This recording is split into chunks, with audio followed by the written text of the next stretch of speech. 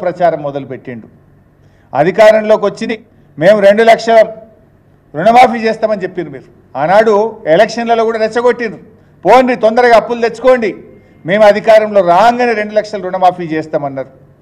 పోనీ తీరా అధికారంలోకి వచ్చినాక జరిగింది ఏంటంటే 8 నెలలు గడిచినాక ఇవాళ రుణమాఫీకి గండి కొట్టినావు.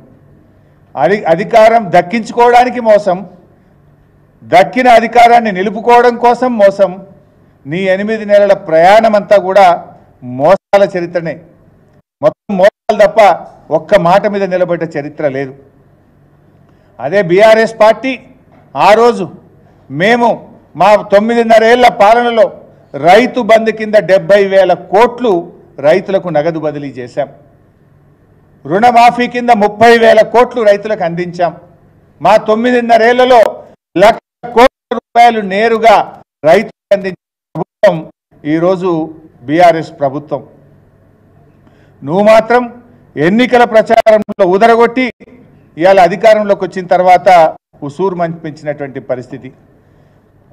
రైతులకు రైతు భరోసా అన్నావు, రైతు కూలీలకు ఇస్తా అన్నావు, కౌలుదారులకు ఇస్తా అన్నావు, అందరికీ ఎగనామం పెట్టినావు. రైతు బంధు పైసలు ఎగ్గొట్టి ఇవాళ ఆ పైసల్ని రుణమాఫీకి డైవర్ట్ చేసి అది కూడా తూతూ మంత్రం చేసినావు. ఇవాళ ఆగస్టు 20వ తారీఖు వచ్చింది. కేసీఆర్ గారు ఉండగా జూన్ జూలైలో రాష్ట్రంలో రైతులందరికీ రైతు బంధు వచ్చింది. మీరు డ్రామా పెట్టిండ్రు. కేబినెట్ సబ్ కమిటీ వేసినాం, జిల్లాలో అభిప్రాయాలు తీసుకుంటాం, అసెంబ్లీలో చర్చ పెడతాం, రైతు భరోసా మీద నిర్ణయం తీసుకుంటామన్నారు. ఆగస్టు 20వ తారీఖు వచ్చిన ఈ రోజు వరకు రైతు భరోసా మీద నిర్ణయం తీసుకోలేదు. అసెంబ్లీలో చర్చ పెట్టమని అసెంబ్లీలో చర్చ పెట్టకుండా మీరు పారిపోయింది. మీరు ఆ రైతు భరోసా డబ్బులు ఎప్పుడు ఇస్తారో ఇప్పటిదాకా స్పష్టత లేదు. ఇవాళ రైతులు మళ్ళీ అప్పులు తెచ్చుకుంటున్న పరిస్థితి వచ్చింది. రైతు భరోసా ఎగ్గొట్టి ఆ డబ్బులను రుణమాఫీకి మళ్ళగొట్టి పోని అదన్న పూర్తి చేసినావా అంటే ఆ రుణమాఫీని కూడా సగమే చేసినావు. అది ఇంకేదో మొత్తం చేసినట్టు బిల్డప్లు ఇస్తున్నారు. ఈరోజు ఊళ్ళకి పోతే రైతులందరూ కూడా కన్నీళ్లు పెట్టుకుంటున్నారు.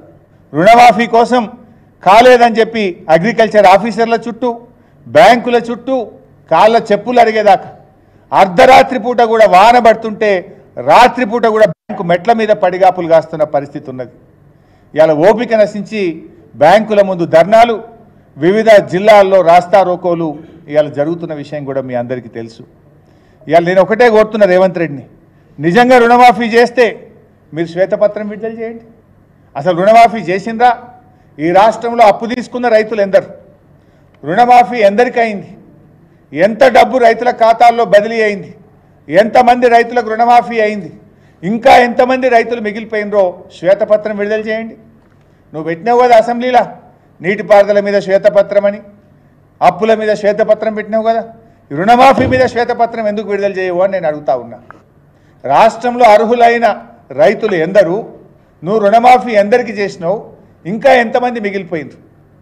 ఎన్నికల ముందు 40,000 కోట్లంటివి, క్యాబినెట్లో 30,000 కోట్లంటివి, చేసిందేమో 17,000 కోట్లు.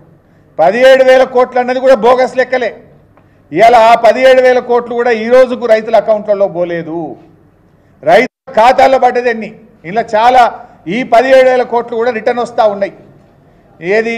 ఆధార్ కార్డు పాస్బుక్ మ్యాచ్ కాలేదని, రేషన్ కార్డు లేదని, నువ్వు వేసిన 17,000 కోట్లలో కూడా చాలా బయటకు వచ్చినాయి. దమ్ముంటే, నీతి నిజాయితీ ఉంటే శ్వేతపత్రం విడుదల చేయాలని నేను ముఖ్యమంత్రిని డిమాండ్ చేస్తూ ఉన్నా. అసలు ఈరోజు రాష్ట్రంలో ఉన్న రైతులు ఎందరు? అప్పున్న వాళ్ళు ఎందరు? ఎందరికి రుణమాఫీ అయింది? ఎంత డబ్బు రైతుల ఖాతాల్లో జమ అయింది? ఇంకా ఎంత డబ్బు రైతులకు ఇవ్వాలనో శ్వేతపత్రం విడుదల చేయాలని చెప్పి తెలంగాణ రైతాంగం పక్షాన నేను ఈ ప్రభుత్వాన్ని డిమాండ్ చేస్తూ ఉన్నా.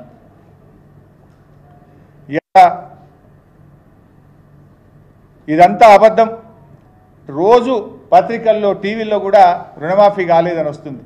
ఇవాళ ఎంత స్పష్టంగా ఒక ప్రధానమైన పత్రిక రుణం